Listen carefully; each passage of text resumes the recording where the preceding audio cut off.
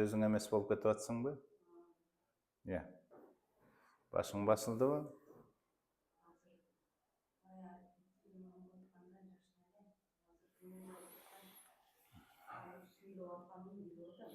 Мынакей экинчи күн мен консультация кылып атам Ошко келип. Ош жергесине келип.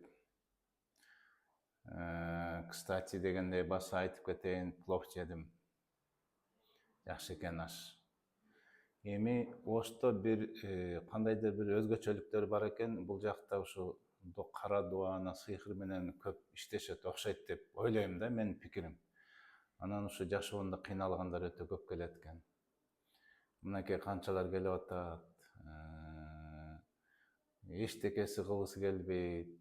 Туруп эле өзү эмес болуп кетет. Кандай бир жолтоолор болуп кетет. Күйөөсүн жек көрүп кетет. Балдарын урушуп берет. Чыр-чатак болуп, кайра бир жакшы болуп кетет. Эчтекеси кылгысы келбейт. Уйкусу жакшы эмес. Анан баштары себепсиз көп ооруйт экен. Желкесинен бирөө кармагандай болуп эле, жаман түш көргөндөрдө ушундай сыяктуу оорулар өтө көп экен.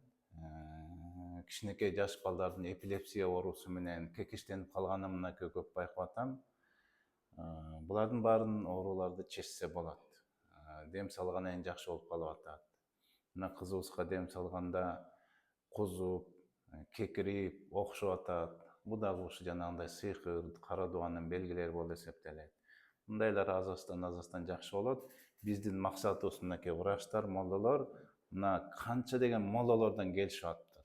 Дагы да айтып кетейин, бул жерде молдолор өзгөчө айтып кетейин, Сулайман тоодо дагы атын айтпаган молдо бар экен.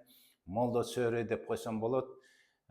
Бул да жин жок, анан биздики эмес деп анан психотропный берген психиатрларга, өздөрү псих болгон психиатрларга жиберет экен. Аттарына чейин, адресине чейин жазып. Бул акмакчылык.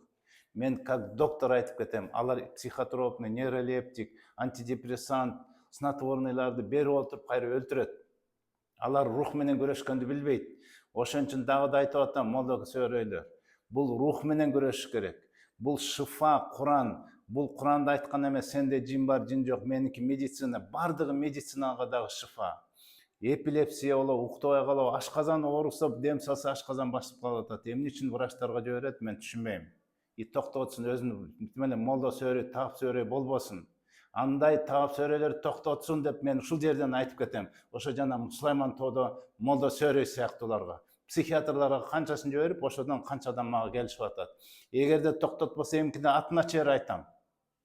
Анткени биз билебиз, молдолор кандай эметип атат, врачтар эмне кылып атат. Мынакей врачтар психотропныйларды, нейролептиктерди, антидепрессанттарды берип отуруп, урук тукумуна чейин бусап атат.